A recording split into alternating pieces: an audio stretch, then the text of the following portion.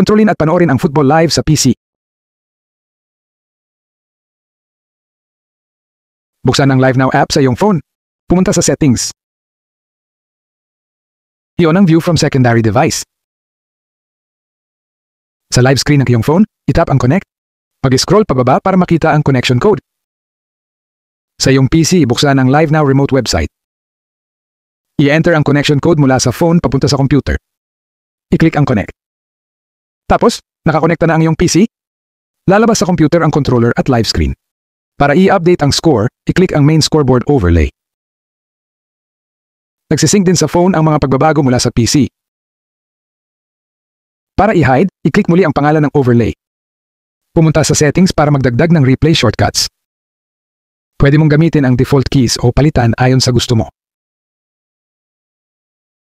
Halimbawa, pindutin ang Find Replay ng huling 1-2 segundo.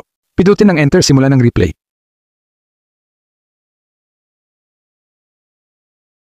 Automatikong hihinto ang replay.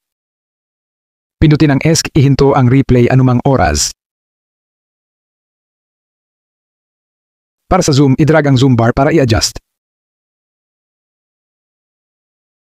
Ayan, pwede ka nang manood at mag-control ng football live diretso sa PC gamit ang Live Now. Enjoy your live stream!